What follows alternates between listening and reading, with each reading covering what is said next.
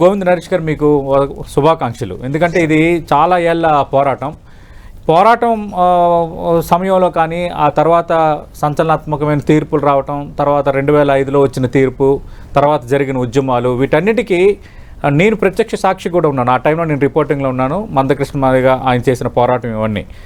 ఇప్పుడు సుప్రీంకోర్టు ఇచ్చిన తీర్పు, ఎందుకంటే పంజాబ్ గవర్నమెంట్ ఆ మధ్యలో వెళ్ళటం 2021లో, అప్పుడు 5 సభ్యుల జస్టిస్ అరుణ్ మిశ్రా నేతృత్వంలో తీర్పు ఇవ్వటం, ఆ తీర్పులోనే దీన్ని, ఇది కొంచెం సెన్సిటివ్ ఇష్యూ కాబట్టి దీన్ని పరిధి అలాగే దీని యొక్క విస్తృతమైన అంశాల దృష్ట్యా 7 సభ్యుల ధర్మాసనానికి దాన్ని పంపించటం. ఈరోజు 7 సభ్యుల ధర్మాసనం 6:1 నేపథ్యంలో ఇచ్చిన తీర్పు ఎలా చూస్తున్నారు? దీనివల్ల కొత్తగా కలగబోతున్న ప్రయోజనాలు ఏంటి?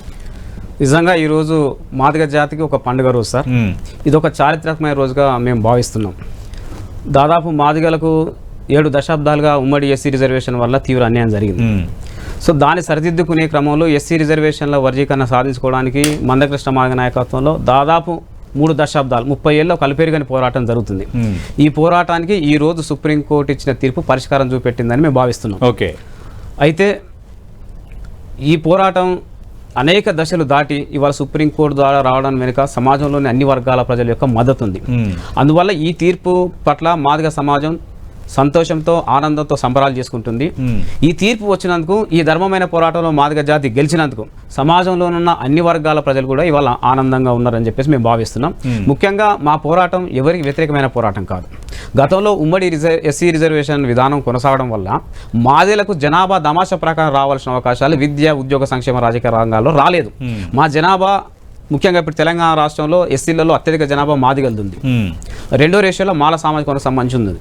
మనం గడిచినటువంటి ఈ 70 సంవత్సరాల ఈ రిజర్వేషన్ల అమలు విధానాన్ని పరిశీలించి చూస్తే ఎస్సీ ఉమ్మడి రిజర్వేషన్ విధానం వల్ల విద్యా అవకాశాలు వచ్చినా, ఉద్యోగ అవకాశాలు వచ్చినా, సంక్షేమ అవకాశాలు వచ్చినా, రాజకీయ అవకాశాలు వచ్చినా, ఏ అవకాశాలైనా మాల సామాజిక వర్గానికి వాళ్ళ జనాభా నిష్పత్తి కంటే మించి రిజర్వేషన్ వాళ్ళు పొందడం జరిగింది. మాకు మా జనాభా దామాషా ప్రకారం మాకు రిజర్వేషన్ అందలేదు కాబట్టి మేము తీవ్రంగా వెనుకబడిపోయాం.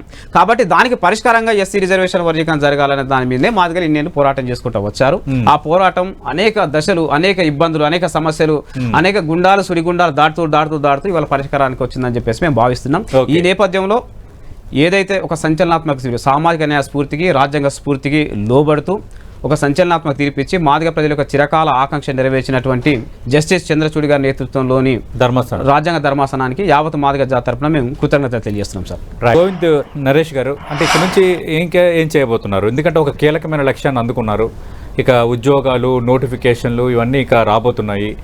ఆల్రెడీ మందకృష్ణ మాదిగ ఆయన ఒక ప్రకటన కూడా చేశారు, ఎక్కడికక్కడ ఆపాలి, ఇక్కడ నుంచి తీర్పు ఆధారంగానే ముందుకు వెళ్ళాలని. ఆంధ్రప్రదేశ్లో అలాంటి ఇబ్బంది లేదని మాణిక్య ప్రసాద్ గారు, సీనియర్ పొలిటీషియన్, ఆయన చెప్పారు చాలా క్లారిటీగా. మీరేమంటారు? ఇప్పుడు సార్, ఈరోజు తీర్పు వస్తున్న సందర్భంగా మందకృష్ణ మాదిగ గారు సుప్రీంకోర్టుకు వెళ్ళారు. తీర్పు వచ్చిన తర్వాత మీడియాతో మాట్లాడారు. ఇప్పుడు మీరు అన్నట్టు మాటలు తన ప్రకటన ద్వారా వ్యక్తం చేయడం జరిగింది. రేపు లేదా ఎల్లుండి 2 రోజుల పాటు ఢిల్లీలో ఉండి ఎస్సీ వర్గీకరణ ప్రక్రియ వేగవంతం కావడానికి, సుప్రీంకోర్టులో ఇవాళ ఈ నిర్ణయం రావడానికి ప్రత్యక్షంగా పరోక్షంగా సహకరించినటువంటి పెద్దలందరికీ కృతజ్ఞతలు తెలిపే కార్యక్రమాన్ని తీసుకోవడం జరిగింది. 2 రోజుల పాటు అక్కడ ఉంటారు. అక్కడ నుండి తెలంగాణ, హైదరాబాద్కి వచ్చిన తర్వాత ఎంఆర్పీఎస్ జాతీయ కార్యవర్గ సమావేశం ఏర్పాటు చేసి మొత్తం జరిగిన పరిణామాల మీద, సుప్రీంకోర్టు ఇచ్చినటువంటి తీర్పు మీద చర్చ చేసి భవిష్యత్ కార్యాచరణ మీద మందకృష్ణ మాదిగ ప్రకటన చేస్తారు. అయితే ఇక్కడ తెలంగాణ రాష్ట్రంలో ఉద్యోగాల భర్తీ ప్రక్రియ అనేది కొనసాగుతున్నది. దాంతోపాటు విద్యా అడ్మిషన్ల సంబంధించిన ప్రక్రియ కూడా కొనసాగుతుంది. ప్రస్తుతం ఇంజనీరింగ్ సంబంధించిన అడ్మిషన్ ప్రాసెస్ కొనసాగుతుంది. కాబట్టి మేము రేవంత్ రెడ్డి గారికి అప్పీల్ చేసేది ఏంటంటే, ఇప్పుడు సుప్రీంకోర్టు ఇచ్చిన తీర్పు తర్వాత మొట్టమొదటిసారి స్పందించిన ముఖ్యమంత్రి రేవంత్ రెడ్డి గారు. అయితే ఆయన నిబద్ధత మీద మాకు కొన్ని అనుమానాలు ఉన్నాయి. ఎందుకంటే ఆయన ముఖ్యమంత్రి అయిన తర్వాత ఆయన స్వభావంలో, ఆయన స్వరూపంలో సంపూర్ణమైన మార్పులు రావడం జరిగింది. ఆయన ముఖ్యమంత్రి కాకముందు మాదిగల పక్షపాతిగా ఉన్నాడు. ముఖ్యమంత్రి అయిన తర్వాత మాదిగల వ్యతిరేకంగా మారిండు. అందుకు గత ఎన్నికల్లో మాదిగ సామాజిక వర్గానికి ఒక్క సీటు కూడా కేటాయించకపోవడం అనేది స్పష్టంగా అర్థమైంది. కాబట్టి ఈ రోజు అసెంబ్లీలో చేసిన ప్రకటన మీద ఆయన నిబంధనతో కట్టుబడి ఉంటాడా లేదా అనే విషయాన్ని తెలుసుకోవాలి. ఇప్పుడు అసెంబ్లీ సమావేశాలు జరిగినాయి. ప్రతిపక్ష పార్టీలు ఉన్నాయి, అధికార పార్టీలు ఉన్నాయి. గతంలోనే కేసీఆర్ గారు ముఖ్యమంత్రిగా ఉన్నప్పుడు అసెంబ్లీలో ఎస్సీ వర్గీకరణపై తీర్మానం చేసి కేంద్రానికి పంపడం జరిగింది. ఇప్పుడు సుప్రీంకోర్టు కూడా రాష్ట్ర ప్రభుత్వాలకు సంపూర్ణ అధికారాలు ఇస్తూ నిర్ణయం జరిగింది. కాబట్టి ఇక ఏ మాత్రం ఆలస్యం చేయకుండా వర్గీకరణను తక్షణమే అమల్లోకి తేవాలని చెప్పేసి మేము రేవంత్ రెడ్డి గారి ప్రభుత్వాన్ని కోరుతున్నాం. ఇప్పుడు ఏవైతే అడ్మిషన్ల ప్రక్రియ కొనసాగుతుందో వాటిలో కూడా వర్గీకరణ అమలు చేయాలని కోరుతున్నాం.